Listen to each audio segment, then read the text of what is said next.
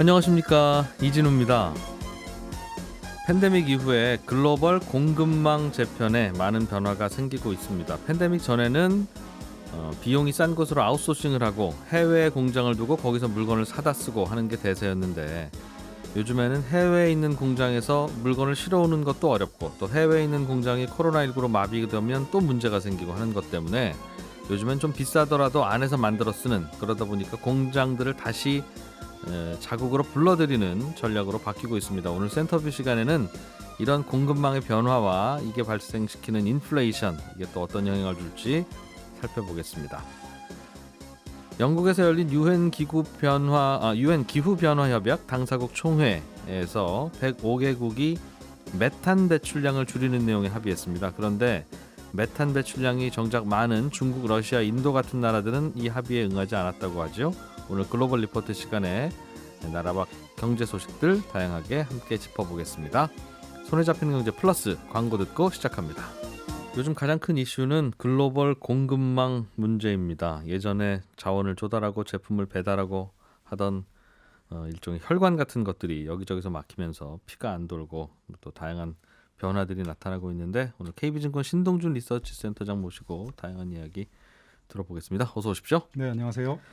우리 기업들이 비상이죠. 우리는 여기 전 세계에서 원재료를 사다가 그걸 만들어서 전 세계로 뿌리는 대표적인 나라라서 공급망이 문제가 되면 가장 어려움을 많이 겪는 나라 중에 하나예요. 맞습니다. 그동안 아까 오프닝 때 말씀해 주신 것처럼 생산을 할 때 기업의 가장 합리적인 의사결정은 비용을 가장 최소화하는 것이었고, 근데 그 부분에 대해서 좀 생각들이 많이 달라지기 시작한 것 같아요. 이 전 세계가 분업화되면서 글로벌 공급망이 이미 형성이 오래전에 됐지 않습니까? 예. 인건비가 싼 신흥시장으로 공장을 옮기고 거기서 이제 사람을 싼 노동력을 뽑아서 쓰고, 또 반면에 미국이나 선진국 같은 쪽에서는 이제 인건비가 비싸니까요. 이 부가가치가 상대적으로 높은 뭐 디자인, 마케팅, 금융 이런 서비스 쪽의 생산에 집중을 했었거든요.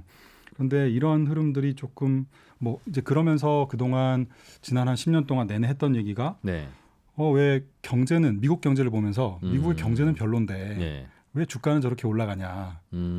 경제가 별로인 이유는 그런 물건을 만들고 공장 짓고 하는 건 다 밖으로 뺐고 무형자산인 뭐 R&D, 특허, 뭐 저작권 이런 것들만 갖고 있었고, 그 가치가 많은 기업들이 주가를 끌고 올라갔기 때문에 경제랑 주가의 주식시장의 괴리가 상당히 심각한 정도로 이렇게 그냥 보기에는 마치 버블인 것처럼. 그래서 기업들 주가는 올라가는데 정작 근로자들은 뭐 많지도 않고 실업률은 높고 뭐 그랬던 상황. 맞습니다. 그래서 경제와 주가의 괴리가 나타났던 현상이 무형자산을 주로 많이 보유한 기업들의 주가가 올라가다 보니까 이제 그렇는데요.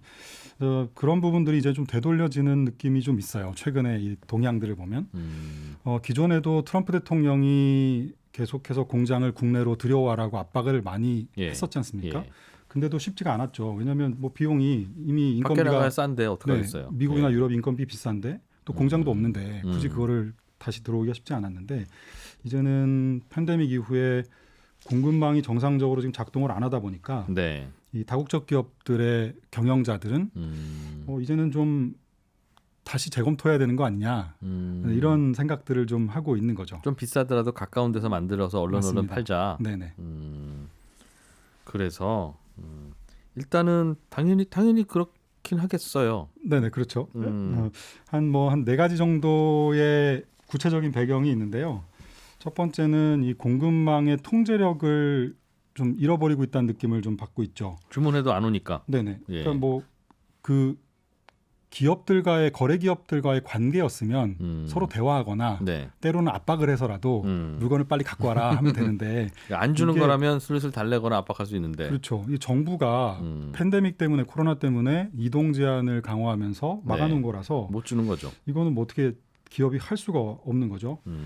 그리고 생산 시설이 멀리 떨어져 있다 보니까 가지고 와야 되는데 운송 과정에서 지금 뭐 배에서 내릴 사람이 없고 팬데믹 때문에 사람들이 밖으로 안 나오니까요. 시간 많이 걸리겠죠. 사람이 못 나오니까 항구에는 배가 떠 있고 뭐 물건, 그래서 배도 또 만만치 않고 이런 상황들이 지금 반복이 되고 있는 거죠. 그래서 이런 예상치 못한 뭐 여러 가지 상황들에 이 오다 보니까 그 동안에는 물건을 그러면 비용이 운송 비용이 올라가면 예. 노동 비용이 올라가면 비싸게라도 팔면 되거든요. 근데 지금은 비싸게라도 팔 물건 자체를 확보하지 못하는 예. 아주 초유의 경험들을 지금 기업들은 하고 있는 중입니다. 두 번째는 아마 품질 관리랑 관련된 부분이에요. 이 공장이 멀리 떨어져 있으면 네. 자주 가서 잘 만들고 있는지 네네. 혹은 뭐 잘 돌아가고 있는지 이거 봐야 되는데 못 가지 않습니까? 그렇죠. 더 못 예. 가죠. 예전에는 멀어서 뭐 자주는 못 갔습니다만. 예, 저희도 해외 법인이나 지사들이 있는데 못 가보거든요. 네. 그럼 거기서 뭐 잘하고 있는지 알 수가 알 수 없어요. 없죠.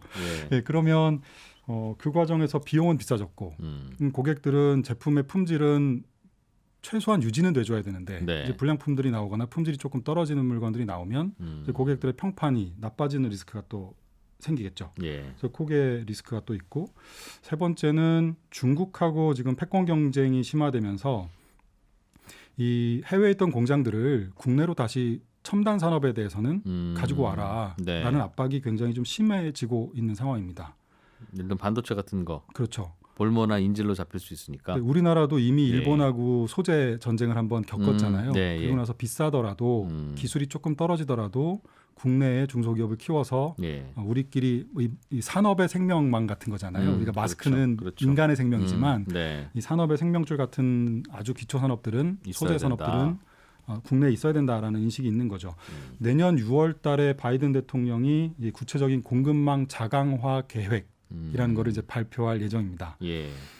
대부분 여기에 들어간 내용이 아무래도 밖에 해외에서 만든 물건을 들어올 때 세금을 더 많이 추징하거나 그러면 네. 국내에서 아메리카 안에서 만들 테니까. 네네. 그리고 예. 밖에서 벌어들인 이익을 가져올 때 또 세금을 많이 매기거나 이거는 코로나와는 무관한 미국의 전략 때문에 그러는 거네요. 이건 뭐 미국과 패권 경쟁, 중국하고의 패권 경쟁이 연결돼 있는 거죠. 원인은 다른 게 결과는 같이 나타나네요. 맞습니다. 코로나 때문에 이게 좀 더 가속화 미국으로 들어와야 되는데 네네. 안 그래도 바이든 대통령도 네. 네, 안 그래도 그러려고 그랬어 하는 네네. 중국 때문에. 맞습니다.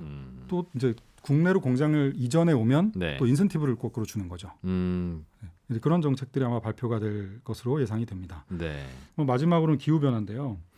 이상 기후나 자연재해가 많아지면서 공장이 돌지 못하는 네. 또 이 신흥시장이나 공장이 나가 있는 곳들이 대부분 다 이런 방역이라든가 네. 이런 쪽에 조금 허술하다 보니까 이 기후 변화에 대해서 잘 대응 못해서 나타나는 또 차질도 이제 생기게 되는 거죠. 예. 그래서 국내로 공장을 돌아오고 나서 돌아오고 나서 이 생산 산업 그 전통 산업의 이 설비들도 예. 최근에 친환경과 맞게 업그레이드해야 되는 그래야 수요가 되죠. 예. 또 상당히 있을 것 같아요. 그래서 여기에다가 당연히 정부는 인센티브를 줄 것이고 저는 이건 조금 다른 얘기긴 합니다만 앞으로 한 10년 정도의 성장은 네. 제가 지난번에도 친환경 비즈니스다라는 얘기 드린 것처럼 이 모든 공장의 생산 라인을 업그레이드하고 네. 또 갈아엎고 우리 주택 같은 경우도 단열이 좋은 열 효율이 좋은 집으로 개조하고 뭐 그런 과정에서 생기는 그건 왜요? 그건 왜요?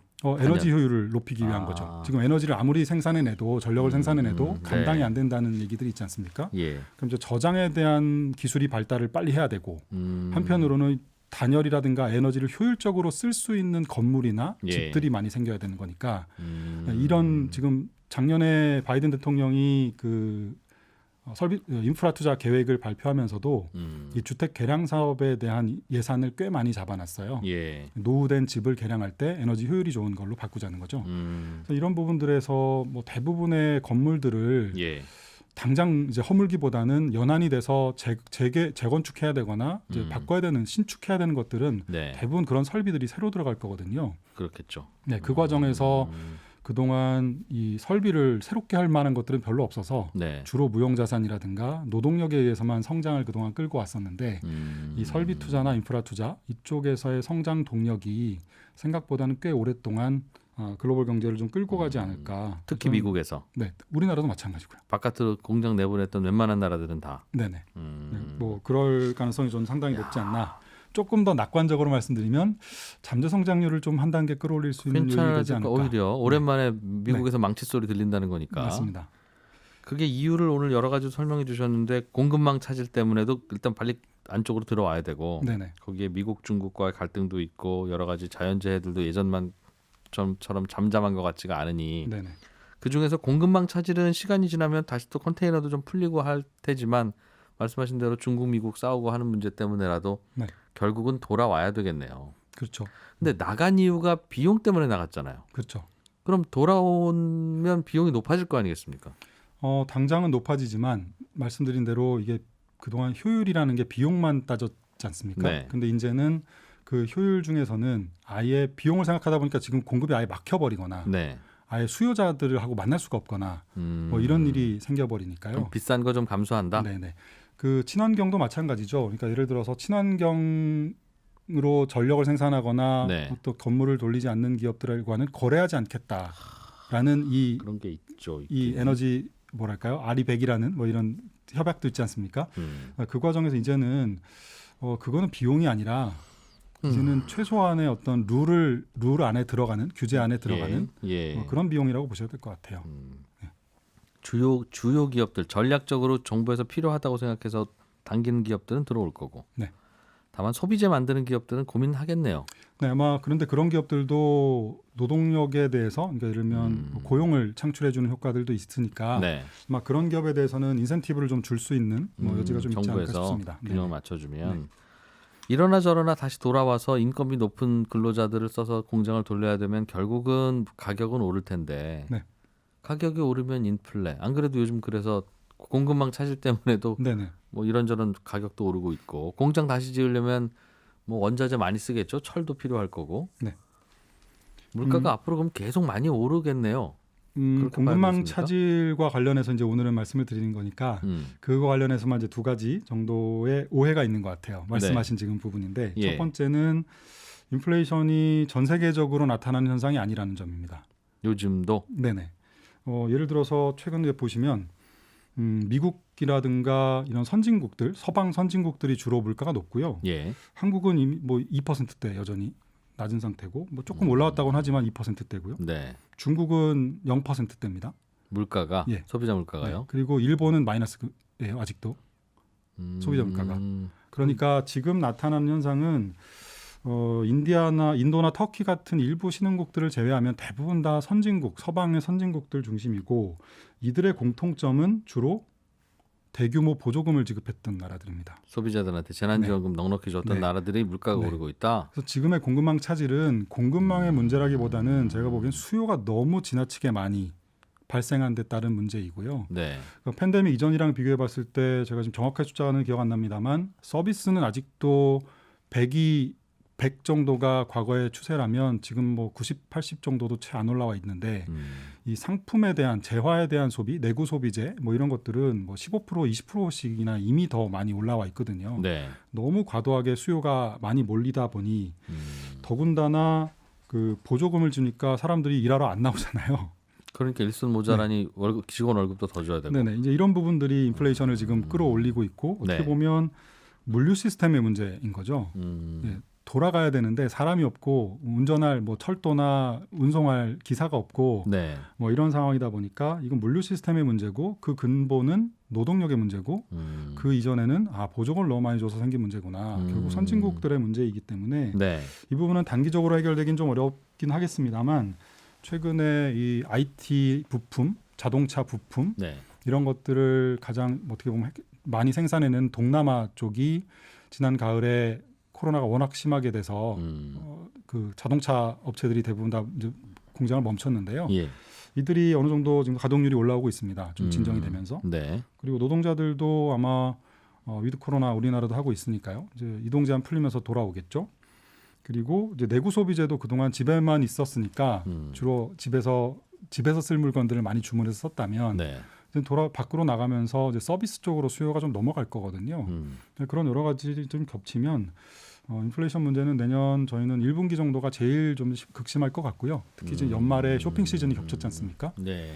쇼핑 시즌 때 물건을 못 팔면 안 되니 유통업체 입장에서는 무조건 선주문 내고 사재기하고 그러느라고 또 많이 막혔겠죠. 맞습니다. 부두와 한국. 그래서 그 부분이 좀 풀려 나가면 저는 뭐 자연스럽게 이거는 팬데믹이나 뭐 백신 공급이 되면서 내년 2분기, 3분기 넘어가면 진정이 될 수 있는 문제인 것 같아요. 근데 말씀하신 건 공급망 차질에 따른 가격 인상은 곧 잦아들 거다라는 말씀이신데 그거 말고 그럼에도 불구하고 미국으로는 계속 공장들이 다시 들어오고 설비 투자가 이어져야 되고 그렇다면 공장도 계속 짓고 하다 보면 필요한 원자재들은 계속 비쌀 것 같은데요. 네.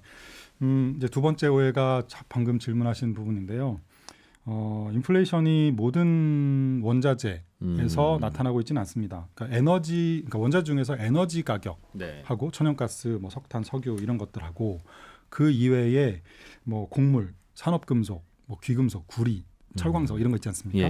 사실 이쪽도 말씀하신 대로 공장을 지으려면 수요가 굉장히 강력한데도 이쪽의 물가들은 생각보다는 굉장히 안정적이에요. 네, 그래서 기업들이 비용 압박이 뭐 좀 올라온 건 맞습니다만 이 전체적인 원자재가 너무 많이 올라서 비용이 마진이 압박된다라는 건 약간 저는 과장이 있는 것 같고. 그럼 오르는 게 뭐라고 하셨죠? 오르는 건 에너지 가격. 에너지 가격. 네네. 에너지 가격만 지금은 뭐 급등하고 있고 나머지 원자재들은 비교적 안정적이다. 에너지는 왜 오르죠? 에너지 가격은 일단 겨울이 추웠습니다. 네, 겨울이 추웠고 뭐 이상기후랑 연결된 거라서 그래서 유럽 쪽에 추운 겨울 때문에 수요는 많았는데 러시아가 천연가스 공급을 조금 살짝 이제 줄이면서 나타나는 현상이었고 거기다 이제 중국의 북경 올림픽 때문에 중국 쪽에서도 석탄을 안 떼다 보니 그걸 대체 수요가 다 지금 원유로 넘어오고 천연가스 넘어오고 이런 과정이니까요. 그래서 에너지 가격들이 많이 올랐죠. 이런 어떻게 보면 이렇게 화석연료지 않습니까? 석탄, 석유 뭐 이런 것들은요. 천연가스. 이런 화석연료들이 급등하는 현상들은 앞으로도 뭐 빈번하게 나타날 겁니다. 말씀하신 대로 이 탈탄소 정책 그리고 그 정책 때문에 아무리 많이 가격이 올라도 더 공급을 하기가 어렵죠. 뭐 채굴을 더 하거나 그쪽에 더 투자하거나 하는 건 어려우니까요. 그런데 우리가 이걸 비슷한 장면이 있었어요. 석탄이 석유로 교체될 때. 그러니까 1910년대에 록펠러가 스탠다드 오일이라는 회사 만들어서 석유를 막 공급하기 시작할 때 똑같이 석탄도 앞으로 이제 석탄 안 되겠네라고 하면서 채굴을 안 하고 가격은 급등했는데요. 결국은 거기서 우리가 기억해야 될 건 두 가지인데 역시 하나는 수요자들이 이 석탄을 쓰려고 하는 사람들이 가격이 급등한다고 해서 이제 석유를 그만 쓰고 석유로 오히려 석유로 빨리 넘어갔다는 거죠. 제가 지금 말이 꼬였는데. 알겠어요. 전통적인 에너지 가격이 올라가니까. 올라가니까 앞으로는 그럼 태양광 원로 돌려라. 도저히 석탄 석유로는 이제 감당 안 된다. 그런 느낌을 가질 거다 사람들이. 가격이 불안정하고 지금 당장 그 석유로는 이 수요를 다 채울 수 없다는 비판도 많이 있지만 그럴수록 더 빨리 석유로 탈출한다는 거죠. 그래서 지금으로 치면 뭐 2차 전지, 뭐 수소, 원자력 뭐 이런 부분으로 더 빨리 시설을 갖추고 더 빨리 그 공급망에 최근에 많은 어려움을 겪은 기업들일수록 저쪽의 에너지를 빨리 내가 공급받지 않으면 이런 일들은 빈번하게 일어날 거니까 그래서 오히려 탈탄소나 친환경으로의 전환을 더 빠르게 가져갈 수 있는 요인이다. 그렇다면 석탄 석유 가격도 오를 만큼 오르다가는 다시 재풀에 꺾일 거다. 그렇죠. 아마도 지금 그런 재생에너지의 에너지 점유율이 작년이랑 올해 비하면 또 많이 올라왔거든요. 그래서 보통은 전체 에너지 점유율이 한 5%를 넘어가면 그때부터는 굉장히 가속화됩니다. 그리고 이 기술도 많이 올라오니까 그러면서 점유율이 높아질수록 조금 더 편안하게 넘어갈 수 있겠죠. 게다가 아까 인센티브를 주기 시작하니까요. 두 번째 기억해야 될 거는 이렇게 해서 석탄 가격이나 석유 가격이 올라가면 비용이 올라가니까 경제에 좀 안 좋아지지 않을까, 경기를 침체로 빠뜨리지 않을까라는 걱정을 하시지만 역시 당시 1910년, 20년대에 나타났던 것처럼 이런 화석연료에 대한 소비 비중을 낮추잖아요. 이미 지난 한 10년 동안 꾸준하게 낮춰왔지 않습니까? 그래서 지난 1차 오일 쇼크 때, 2차 오일 쇼크 때, 그리고 지난 금융위기 직전 대부분 다 전 세계 경제 규모 대비 유류 소비 비중이 석유를 쓰는 비중이 5% 정도가 넘으면 경제가 이제 충격을 받습니다. 근데 최근에 유가가 이렇게 올랐음에도 불구하고 저희는 내년 유가가 WTI 기준으로 $87 정도 연평균 정도를 예상하는데요. 지금보다 한 10불 정도 높죠. 그런데도 GDP 대비 유류 소비 비중은 3% 정도 수준밖에 안 돼요. 그만큼 이제는 다른 에너지 쓴다는 거죠. 화석연료 쓰는 비중이 낮아져서 그렇습니다. 그렇기 때문에 단순하게 고가격 올라갔다고 해서 옛날처럼 경제에 충격을 주거나 그런 시절로는 이제는 조금씩 더 멀어지는 그런 흐름으로 보셔야 될 것 같습니다. 그렇군요. 전반적으로는 물가 상승이 있을 수는 있으나 여러 요인으로 네네.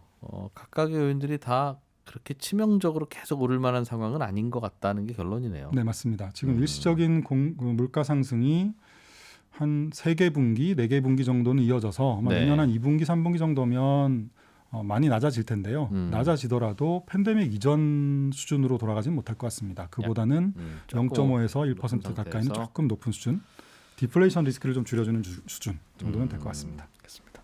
KB증권의 신동준 리서치센터장이었습니다. 고맙습니다. 네, 고맙습니다. 놓치기 쉬운 나라바 경제 소식을 살펴보는 글로벌 리포트 시간, 해담경제연구소 어예진 소장과 함께합니다. 어서 오세요. 안녕하세요. 네. 그동안 온실가스 줄이자 하는 얘기는 많이 해왔는데 네. 오늘 나온 뉴스는 메탄가스를 줄이자는 글로벌 계획에 105개 국가가 서명을 했다, 이 뉴스네요. 네, 그렇습니다. 그 UN 기후 변화 협약 당사국 총회라고 불리는 뭐 줄여서는 COP26 이렇게 부르는데 COP26 맞아, 이 회의가 이름 요즘 뉴스에 자주 나오던데. 네, 이게 컨퍼런스 오브 더 파리스라고 네. 그 1992년에 그 온실가스 배출을 줄이자 해서 세계 각국이 기후 변화 협약이라는 약속을 했어요. 네. 이제 3년 뒤에 약속 국가들이 모여서 첫 회의를 한 건데 이게 그 지금 26번째 회의라는 얘기입니다. 26. 아, 네. 그럼 내년에는 COP27이 열려요? 그렇죠. 그래서 이게 왜 우리가 교토 의정서, 뭐 파리 협약 이런 거 많이 들어봤는데 이게 여기 이 회의에서 나온 겁니다. 요 숫자 빨리 없어지고 이 회의 안 해야 되는군요. 그럼 제일 계속 좋죠. 감축 안 하고 그러면 이제 COP 323 이런 거.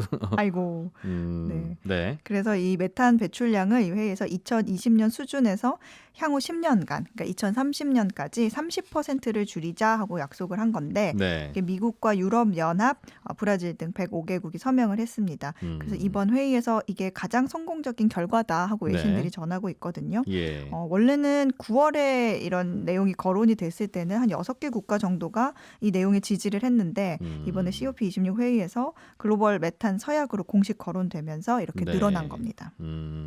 메탄을 네. 30% 체중 줄이는 다이어트하고 비슷한 거가 합의가 된 것 같은데 네. 메탄을 특별히 뭔가 문제로 삼는 이유가 있어요? 그냥 온실가스 줄이자고 하면 같이 줄어드는 거 아닌가요? 맞아요. 온실가스 줄이자는 거는 뭐 각국이 다 하고 있는 건데 네. 이렇게 메탄만 쏙 뽑아가지고 30% 줄이자라고 네. 하는 거거든요. 그러니까 메탄이 우리 송경제에서도 여러 번 얘기를 하긴 했는데 주로 소나 양 같은 가축이 내뿜는 거 아니면 뭐 거름, 뭐 논에서 발생하는 게 한 40% 전체 배출량의 40%가 넘고요. 화석 연료, 뭐 시추장이나 탄광 등에서 나오는 게 한 36%. 네. 그리고 이제 쓰레기 매립지 같은 데서 이제 쓰레기가 썩으면서 나오는 게 한 18% 가량 됩니다. 근데 메탄이 그 이산화탄소에 비해서 발생하는 양은 많지가 않아요. 네. 이산화탄소가 한 20 나온다 하면 메탄은 한 1 정도 나오거든요. 하기야 소나 양의 뭐 저 입이나 항문에서 나오는 게 얼마나 많겠어요. 그런데 이게 네. 그 작지만 작은 고추가 맵다고 지구 온도를 올리는 데는 이산화탄소보다 메탄이 한 80배 이상 더 영향을 줍니다. 근데 다만 이제 메탄은 한 10년에서 20년 정도 지나면 대기 네. 중에서 급격하게 감소를 하기 때문에 지금 이렇게 나라들이 서약을 하고 메탄을 줄이자 하는 거는 이제 단기적인 기온 상승, 지구 기온 상승을 억제하는 데 아마 영향을 미칠 거고요. 예. 그래서 서약대로 2030년까지 메탄 배출을 30% 줄이게 되면 2050년까지 지구 온도 상승을 최소 0.2도씨 줄일 수 있을 것으로 예상을 하고 있습니다. 예. 근데 이미 지금 지구는 산업화 이전 대비하면 평균 1.1도씨 온도가 상승한 상태인데 예. 지금 글로벌적으로 1.5도씨 이하로 제한하는 게 그 목표입니다. 상승폭을 네. 인류가 공장 돌리기 이전에 우리나라 지구의 평균 기온보다 네. 1.5도 이상 올라가면 안 되는데 그러면 이번에 그거 하기로 105개국이 서명했으면 이제 해결됐네요. 잘 지키기만 하면 되겠네요. 잘 지키기만 하면 되는데 예. 가장 많이 줄여야 되는 국가들이 여기에 서명을 안 했어요. 105개국이 했는데 105개국이 했는데 예. 제일 중요한 지금 메탄가스 전 세계 배출량 순위를 봤더니 예. 1위가 중국, 2위가 러시아, 3위가 인도, 뭐 4위 미국, 브라질, 유럽연합 이렇게 가거든요. 네. 근데 이번 서약에서 1, 2, 3위가 빠졌습니다. 그러니까 중국, 러시아, 인도. 4위 미국은 오케이 했고. 네, 미국과 유럽 연합이 주도를 한 거라서 예. 여기는 했고 브라질도 했고. 근데 이제 제일 중요한 따져 보니까 전 세계 메탄 배출 국가에서 1, 2, 3위가 차지하는 비중이 3분의 1 가량이 됩니다. 뭐 중국만 따져도 전체 배출량의 10%가 되거든요. 그러니까 뭐 미국, 브라질, EU 합친 것과 비슷해요. 상위권이 합의를 해줘야 되는데 오히려 상위권은 안 하는군요. 그렇죠. 그래서 뭐 호주도 하기는 했는데, 네. 호주는 안 했어요. 호주도 거부를 했고. 호주도 거부했다. 네. 중국, 러시아, 인도, 호주. 네. 중국이야 미국이 하자는 건 늘 반대니까 하려다가도 안 했을 것 같고. 네. 호주는 미국이랑 웬만하면 같이 하는데. 이게 호주가 자국 산업의 타격이 따지고 보니까 너무 크기 때문에 반대를 한 건데 정치인들이 뭐라 그랬냐면 그 서명하게 되면 축산업, 낙농업을 비롯해서 석탄 채굴 산업에까지 지금 이 말씀드린 게 호주의 주력 산업들이잖아요. 네. 이게 재앙을 초래할 것이다 이렇게 주장하면서 앞으로 10년 안에 메탄 30% 줄일 수 있는 유일한 방법은 소를 죽이는 일밖에 없다 이렇게 표현하기도 했습니다. 다시 말하면 뭐 화석 연료를 줄이거나 뭐 네. 쓰레기를 줄이거나 뭐 하수 처리를 개선하는 식으로 메탄을 줄일 수가 있는데 비용도 많이 들고 주력 산업에도 영향을 미칠 수 있기 때문에 굉장히 부담스러운 거죠. 소고기 만들어서 팔고 뭐 우유 만들어서 팔고 하는 나라니까 네. 못 줄이겠다. 네. 우리가 소고기 우유 안 먹으면 되겠네요. 그럼 거기서 저절로 안 기를 거 아니겠어요. 노력하겠습니다. 아니, 홍혜진 소장이 노력하시라는 게 아니라 호주 보고 줄이라고 하지 말고 그럼 네. 소비자들이 안 먹으면 되는데 네. 그거는 힘드니까 이게 서로 이제 아랫배하고 윗배가 야 윗배가 살 빼야 돼. 그러면 아랫배 먼저 빼. 결국 같은 배인데 그러고 있는 것 같은 생각도 들어요. 네, 좋은 비유입니다. 그래서 안 하겠다고 한다. 소를 죽일 수는 없지 않냐 우리가. 하기야 그렇게 따지면 온실가스도 그 공장 안 돌릴 수는 없지 않냐. 네. 유럽이나 미국은 뭐 이제 특허 장사나 하고 R&D나 하고 하면 되니까 너희들은 쉽게 할 수 있으니까 하지. 우리는 이게 먹고 사는 길인데 우리 보고 줄이라고 하면 우리 밥을 너희가 해줄 거야라고 할 수도 있겠네요. 마찬가지로. 그렇죠. 그렇다. 메탄가스가 또 특별히 또 이슈가 되고 있네요. 중국하고 대만 사이에 전쟁 날 거라는 루머가 돈 적이 있어요. 이것 네. 때문에 또 중국 일부 지역에서는 생필품 사재기가 있었다고 하네요. 이 며칠 전에 중국 베이징을 비롯해서 일부 지방에서 예. 쌀과 라면 등 식량이 동이 났었어요. 마트에 사람들이 엄청 몰리면서 몸싸움을 벌이기도 했는데 계산을 하는 데까지 뭐 2시간이 걸렸다. 이런 얘기들이 나왔습니다. 예. 이제 결정적인 이유가 뭐냐면 중국 상무부가 지난 1일 발표한 공지 때문인데 생필품을 비축하도록 권장하는 그 산자부 공지가 있었습니다. 그 예. 일상생활과 비상사태에 대비하라 이런 메시지였는데 여기에 각 지방정부에게다가는 생필품 비축 규모랑 채소 공급 계획을 점검하라 이런 지시도 있었다 그래요. 예. 그러니까 사람들이 이걸 두고 전쟁이 임박했다라고 받아들인 거죠. 그런데 이제 그 중국 정부가 이제 해명을 하려고 노력을 지금 하고 있는데 알고 보니까 올해 초에 악천후도 있었고 코로나도 지금 다시 재확산되는 추세고 네. 공급망도 우려 때문에 이런 얘기를 때문에. 한 거다라고 해명은 하고 있는데 예. 그럼에도 불구하고 뭐 SNS 상에는 예비군들에게 언제든 소집에 응할 수 있도록 준비하라는 그 허위 문자 메시지 캡처가 막 돌아다니기도 했고 그다음에 중국 국영방송에는 대만인들이 자체 생존 물자를 지금 비축하고 있다 이런 보도까지 나가니까 사람들이 이제 불안해서 마트에 몰린 거죠. 그쪽 분위기가 좀 안 좋군요. 네. 중국하고 대만은 그동안에도 계속 갈등이 깊다는 건 알겠는데 알고 네. 있었는데 네. 요즘엔 특별히 뭐 다른 일이 더 일어나고 있는 겁니까? 뭐 계속 누적입니다. 뭐 원래는 이제 그러니까 기본적으로 중국은 네. 대만이 자기 땅이라고 생각하고 있거든요. 그러니까 중국의 한 지방이다 예. 생각하고 있고 대만은 우리는 독립을 선언한 필요조차 없는 온전한 독립국가다 이렇게 생각을 하는데 네. 중국이 지금 하나의 중국을 내세우면서 대만을 무력으로라도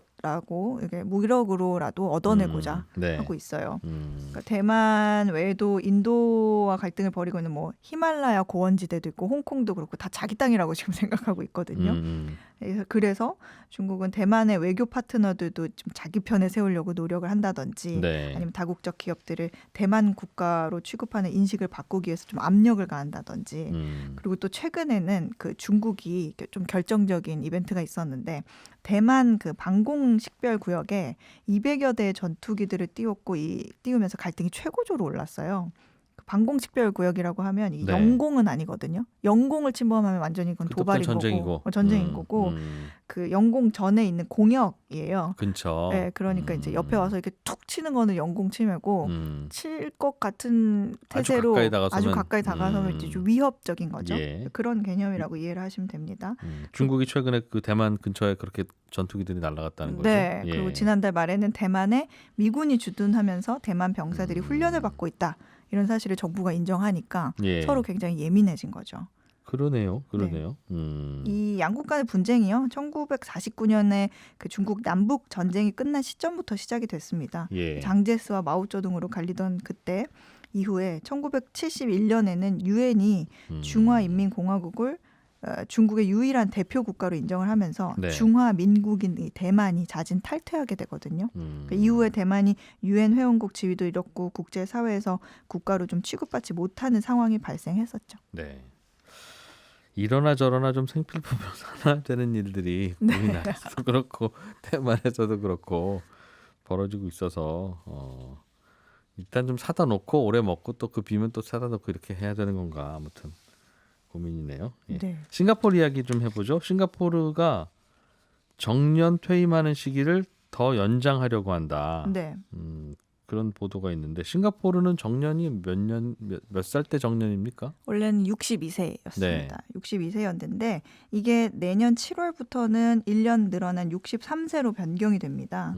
싱가포르는 그리고 재취업법이라는 것도 있어요. 네. 그래서 기업들이 그 정년 이후에도 예. 계속 일하고 싶은 직원이 있을 거 아니에요. 직원이. 네. 예. 그 직원들에게는 67세까지 계속 일을 할 수 있는 선택권을 제공해야 됩니다. 의무적으로.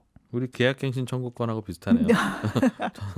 전세 2+2년 이거 하는 것처럼. 네. 근데 이 재취업 연령도 기존 67세에서 68세로 늘어납니다. 근데 이미 공공부문 같은 경우에는 이미 지난 7월부터 시행이 되고 있고요. 네. 근데 이게 사실 뭐 방금 나온 새로운 이슈는 아니고 지난 2019년에 싱가포르 총리가 장기적으로 정년 나이를 늘려가겠다라고 발표하면서 진행되어 온 겁니다. 예. 그래서 내년인 2022년에는 63세까지 늘리고 장기적으로 2030년에는 65세까지 정년을 늘리는 게 목표고요.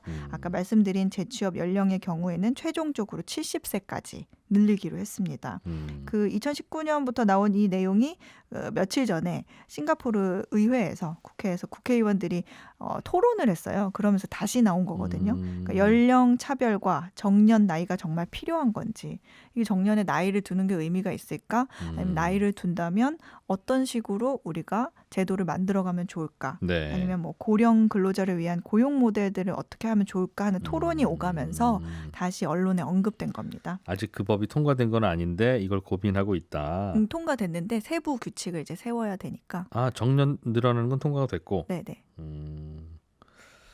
싱가포르이 그런 고민을 하는 이유는 노인이 많아지니까 그런 겁니까? 그렇죠. 이 싱가포르가요. 동남아 국가 중에서 지금 가장 장수하고 고령 인구가 많은 나라입니다. 네. 기대 수명이 몇 살인 줄 아세요? 우리나라도 이제 80세 넘어갔는데 싱가포르는 더 많아요?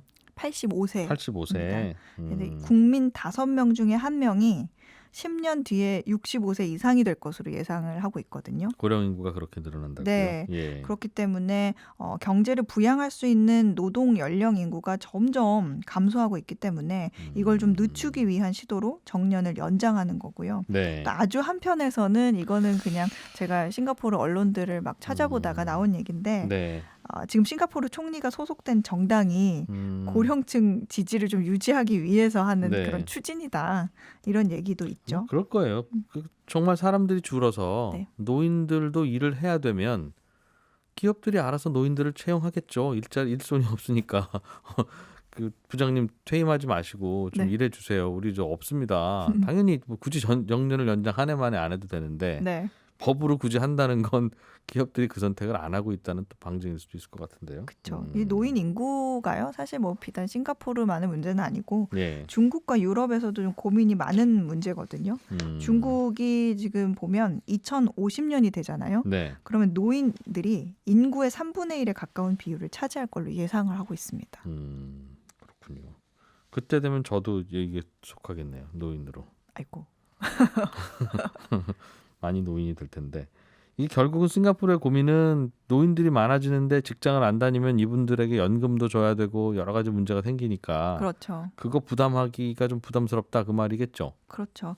이 정년 나이가 늘어나면요, 뭐 연금이나 공공의료, 사회 서비스 같은 복지에 대한 지출이 증가하는 걸 좀 줄일 수 있게 되겠죠. 네. 또 은퇴로 인해서 이제 세수가 감소하는 것도 부분적으로 해결이 될 수 있을 겁니다. 뭐 기업은 오히려 좀 비용이 늘겠지만 그분들 이제 기업이 떠안으라고 할 테니 네. 결국은 세금으로 안 되는 거 그냥 그 정년이 있는 안정적인 큰 기업들이 좀 내세요 하는 얘기겠죠. 그렇죠. 그래서 뭐 기업을 위한 인센티브도 준비하고 있다고는 하는데 네. 그래도 뭐 기업 입장에서 굉장히 부담스럽죠. 그리고 뭐 태국과 베트남은 이미 정년을 연장하거나 연장하고 있는데 네. 이들도 마찬가지예요. 연금 재정이 지금 바닥을 보이고 있어서 좀 이걸 좀 완화하기 위해서 추진한다는 얘기가 있고 네. 저쪽 유럽에 있는 이탈리아도 굉장히 고령 인구가 많은 나라인데 네. 내년 초부터 67세부터 은퇴를 허용하기로 했는데 네. 이게 또 국가 재정 지출을 줄이기 위해서 시행된 제도다. 67세까지는 일하세요. 네. 연금 너무 빨리 받으러 오지 마세요. 그 말이군요. 그렇죠. 뭐 우리나라는 이렇게 보면 좀 정년이 빠른 편이긴 해요. 60세이긴 한데 반면에 또 미국과 영국은 아예 정년 나이가 없죠. 네. 점점 또 사람들이 젊게 사니까 요즘엔 뭐 60세, 65세 봐도 그럼요. 뭐 그렇게 예전 같은 노인은 아니긴 한데 그래도 좀 여러 가지 고민이겠네요. 이걸 누가 떠안아야 되는지 문제. 해담경제연구소 어예진 소장과 함께했습니다. 고맙습니다. 감사합니다. 예, 여러분도 주말 잘 보내시고요. 저도 주말 잘 쉬고 월요일 아침 8시 30분에 다시 인사드리겠습니다. 손에 잡히는 경제였고요. 지금까지 이진우였습니다. 고맙습니다.